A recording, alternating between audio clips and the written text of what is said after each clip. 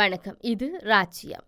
Canada, Mexico, சீனா ஆகிய நாடுகளிலிருந்து இறக்குமதி செய்யப்படும் பொருட்களுக்கு வரி விதிக்கப் போவதாக அமெரிக்க ஜனாதிபதி டொனால்ட் ட்ரம்ப் அறிவித்ததை அடுத்து வர்த்தக போர் ஆரம்பமாகியுள்ளது. கனடா மற்றும் மெக்சிகோ மீது 25% வரியும், சீனா மீது 10% வரியும் விதிக்கப்படும் என்ற அறிவிப்பில் கடந்த சனிக்கிழமையன்று அமெரிக்க ஜனாதிபதி டொனால்ட் ட்ரம்ப் கையெழுத்திட்டார். இந்த வரி கட்டுப்பாடுகள் வரும் வரை அந்த வரி கட்டுப்பாடுகள் இன்று முதல் அமலுக்கு வருகிறது. இதற்கு பதிலடியாக கனடாவின் பிரதமர் ஜஸ்டின் ட்ரூடோவும் அமெரிக்க பொருட்களுக்கு 25% வரி விதிப்பதாக அறிவித்துள்ள நிலையில் மெக்சிகோ மற்றும் சீனாவும் பதிலடி கொடுக்கும் நடவடிக்கையில் ஈடுபட போவதாக தெரிவித்துள்ளன. வட அமெரிக்க நாடுகளாகிய கனடா மற்றும் மெக்சிகோ அமெரிக்காவுடன் நெருங்கிய உறவுகளை கொண்டுள்ளன. கனடாவும் மெக்சிகோவும் அமெரிக்காவுடன் நீண்ட காலங்களாக நீண்ட எல்லைகளை பகிர்ந்து கொள்ளுகின்றது என்பதும் குறிப்பிடத்தக்கது. இந்த இரு நாடுகளும் தங்கள் எல்லைகளை வலுப்படுத்தவில்லை என்றும் சட்டவிரோத குடியேறிகளை அமெரிக்காவுக்குள் நுழைய அனுமதிக்கின்றன என்றும் ட்ரம்ப் தொடர்ந்து குற்றம் சாட்டி வருகிறார். அது மட்டுமன்றி பென்டகனில் போதை மருந்து கனடா மற்றும் மெக்சிகோ எல்லைகளில் இருந்து அமெரிக்காவிற்கு வருவதாகவும் ட்ரம்ப் தொடர் குற்றச்சாட்டுகளை முன்வைக்கிறார்.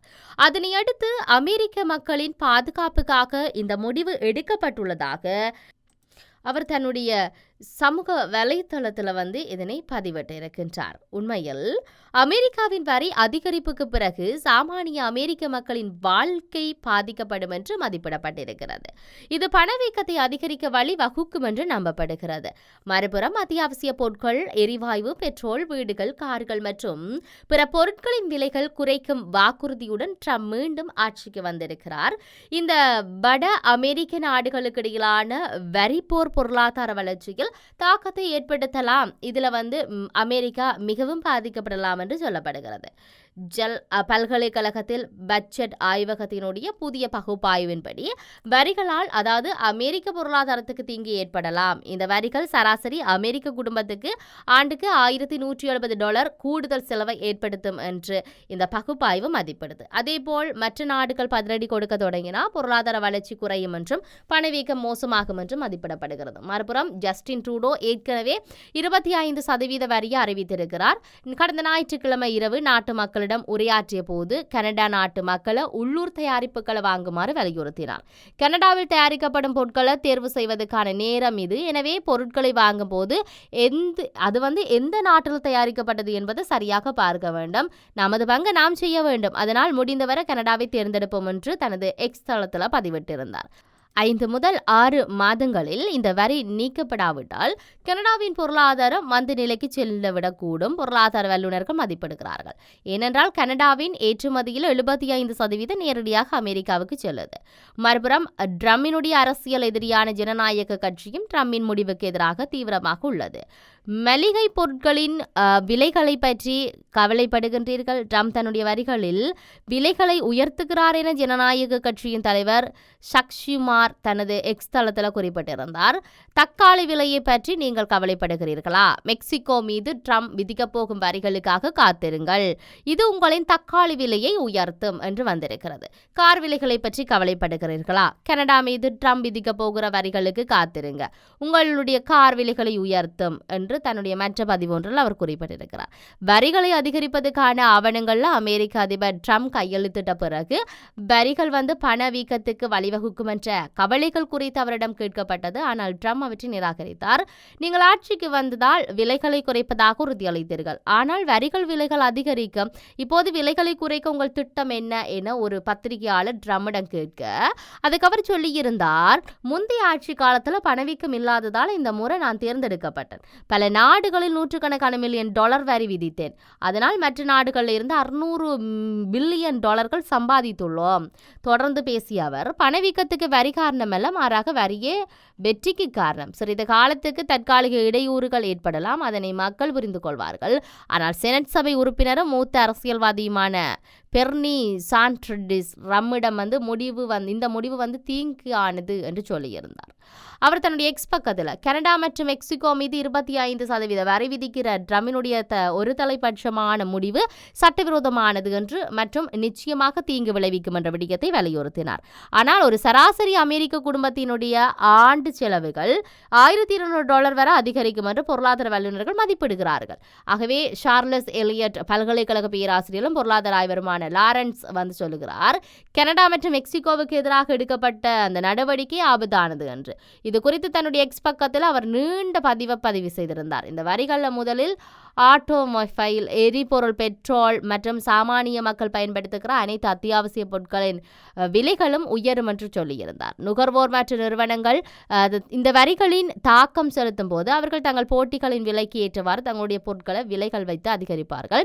இது அமெரிக்க நிறுவனங்களுக்கு இடையான போட்டியை குறைத்தது, அமெரிக்காவில் வேலைவாய்ப்புகள் உருவாக்குவதற்கு எதிராக அமையும் என்றும் அவர் விளக்கம் கொடுத்திருந்ததை நாம் பார்க்கக்கூடியதாக இருக்கிறது. உண்மையில் கூட்டாளிகள் பதிலடி கொடுக்கும் போது அவர்கள் தகுந்த முன்னேற்றப்பாடோடு பதிலளிப்பார்கள். அது நமது பொருளாதார சிக்கல்களை அதிகரிக்கும் என்று சொல்லப்படுகிறது. புதிய நிர்வாகத்தின் தொடக்க கால வெளியுறவு கொள்கை நெருங்கிய கூட்டாளிகளை தண்டிப்பதும் எதிர்களுக்கு வெகுமதி அளிப்பதுமாக உள்ளது. ஆனால் ராஜீவ புத்தி என்பது கூட்டாளிகளை ஒன்றிணைத்து எதிரிகளை பிளவுபடுத்துவதாகும். நாம் ஏன் இதற்கு நேர்மாறாக செயல்படுகிறோம் என்று லாரன்ஸ் கேள்வி எழுப்பியிருந்தார். இந்த நடவடிக்கை அமெரிக்க வணிக சமூகத்துக்கு ஒரு குறிப்பிடத்தக்க சோதனை. இது பொருளாதார வளர்ச்சியை மேம்படுத்துவதற்கான வர்த்தக உத்தி அல்ல என்பது அவர் அறிவார்கள். வணிக தலைவர்கள் அதனை கூறுவதற்கு தைரியம் பெறுவார்கள் என்று தான் நம்புவதாக சொல்லியிருந்தார். மறுபுறம் சர்வதேச அவசர கால பொருளாதார அதிகார சட்டத்தின் கீழே இந்த முடிவு எடுக்கப்பட்டதாக அமெரிக்க அதிபர் டொனால்ட் ட்ரம்ப் சொல்லுகிறார். அமெரிக்க வர்த்தக சபையினுடைய சர்வதேச தலைவராக ஜான் மர்பி இந்த முடிவு அமெரிக்க குடும்பங்களுக்கு விலையை அதிகரிக்கும் என்று சொல்லுகிறார். எங்களது எல்லை பிரச்சனைகள் மற்றும் பென்டகனில் போன்ற முக்கிய பிரச்சனைகளுக்கு அதிபர் தீர்வு காண்பது சரியானது தான். ஆனால் இந்த பிரச்சனைகளுக்கு வரி தீர்வாகாது என்று சொல்கிறது. வரிகள் பொருட்களின் விலையை அதிகரித்தது அமெரிக்க குடும்பங்களுக்கு பாதிப்பை ஏற்படுத்தும், விநியோக சங்கிலியை சீர்குலைக்கும் நடவடிக்கையினால் நாட்டிற்கும் வணிகத்துக்கும் ஏற்படுகிற பாதிப்புகளை எங்கள் வர்த்தக சபை உறுப்பினர்களுடன் சேர்ந்து நாங்கள் விவாதித்தோம். ஆனால் அமெரிக்க மக்களுக்கு ஏற்படும் பொருளாதார சேதத்தை சமாளிக்க அடுத்த கட்ட நடவடிக்கைகளை எடுக்க முடியும் என்று ஜான் மர்பி சொல்லியிருந்தார். ட்ரம்பினுடைய இந்த முடிவினால் அத்தியாவசிய பொருட்களின் விலை உயர்ந்து வருவதாக ஆய்வாளர்கள் கூறி வரும் நிலையில் ட்ரம்பினுடைய வரிகளில் சில குளறுபடிகள் செய்துள்ளார். கனடாவுக்கு 25% வரி விதித்தாலும் கனடாவில் இருந்து வரும் எண்ணெய், இயற்கை எரிவாயு, மின்சாரம் ஆகியவற்றுக்கு 10% வரி விதித்திருக்கிறார். இந்த முடிவு குறித்து பொருட்களின் விலையை கட்டுப்படுத்துவது குறித்தும் ட்ரம்ப் பரிசீலித்து வருவதாக நம்பப்படுகிறது. ட்ரம்ப் எரிசக்தி மீது 10% வரி விதிப்பதன் மூலம் எரிவாயு மற்றும் பிற அத்தியாவசிய பொருட்களின் விலைகளை குறைவாக வைத்திருக்க விரும்புவதாக காட்டுகிறது. அதனால சிக்கல்கள் குறையும். மறுபுறம் கனடாவில் இருந்து $800 அதிகமாக, அதாவது குறைவான மதிப்புள்ள பொருட்களை இறக்குமதி செய்வதற்கு சுங்கவரி விதித்திருப்பதாக ட்ரம்ப் சொல்லுகிறார். ஆனால் இதற்கு முன்பு அதே மதிப்புடைய பொருட்கள் சுங்க வரியின்றி அமெரிக்காவிற்கு வந்தன என்று குறிப்பிடப்படுகிறது. உண்மையில் ட்ரம்ப் விதித்திருக்கின்ற இந்த வரிகள் கனடா மீது சுமத்தப்படவில்லை. ஆனால் கனடாவில் இருந்து பொருட்களை இறக்குமதி செய்யும் அமெரிக்க நுகர்வோர் மற்றும் வணிக நிறுவனங்கள் தான் இந்த வரிகளை செலுத்துவார்கள் என்று கனடாவின் ஒரு கட்சியினுடைய தலைவரான மார்க்சிஸ் பெர்னியர் சொல்லியிருந்தார். அமெரிக்க மக்கள் தங்கள் தயாரிப்புகளை வாங்க வேண்டும் அல்லது வர்த்தகத்தன்மையை கைவிட வேண்டும். ஏனென்றால் அவர்களில் தான் முதலில் பாதிக்கப்படுவார்கள். ஒப்பந்தங்கள் மற்றும் விற்பனையில் ஏற்படும் பாதிப்பை கண்டு கனடா நாட்டு ஏற்றுமதியாளர்கள் இதன் விளைவுகளை சந்திக்க நேரிடும் என்ற விடயத்தை அவர் முன்வைத்திருப்பதை நாங்கள் பார்க்கக்கூடியதாக இருக்கிறது. உண்மையில் அமெரிக்க மக்கள் தங்களுடைய தயாரிப்புகளை வாங்க வேண்டும் என்பது மிக முக்கியமான ஒரு விடயமாக சொல்லப்பட்டிருக்கிறது. கொடுமைப்படுத்துவதும் அச்சுறுத்துவதும் ஆடுகளத்திலோ அல்லது சர்வதேச அரங்கிலோ வெற்றிக்கு வழிவகுக்காது. ஜீபிங்குக்கு எதிரானது என்று நினைத்தது எடுத்துப்பட்டுள்ள அந்த நடவடிக்கையானது உண்மையில் அவருக்கு பரிசாக கிடைத்துள்ள உத்தியாகும் என்ற ஒரு விடயம் அங்கு பகிர்ந்து வைக்கப்பட்டிருக்கு. பணவீக்கம், எண்ணெய், உணவு மற்றும் கார்களின் விலைகளை அதிகரிக்க செய்யும் பின்னர் அதனால் அமெரிக்காவின் மத்திய ரிசர்வ் வங்கி வட்டி விகிதங்களை உயர்த்தும் என விவரித்துள்ளார் லாரன்ஸ் சமர்ஸ். உண்மையில் அமெரிக்காவினுடைய இந்த டொனால்ட் ட்ரம்பினுடைய நிலைப்பாடு, டொனால்ட் ட்ரம்பினுடைய செயற்பாடு என்பது எவ்வளவுக்கு ஆரோக்கியமான விடயம் என்பது சார்ந்து அரசியல், அங்கு இருக்கக்கூடிய வணிகம் சார்ந்த சங்கத்தினுடைய அரசியல் ஆய்வாளர்களோ இல்லாட்டி அங்கே இருக்கக்கூடியவர்கள் வந்து நிறைய விடயங்களை பகிர்ந்து கொண்டிருக்கிறார்கள்.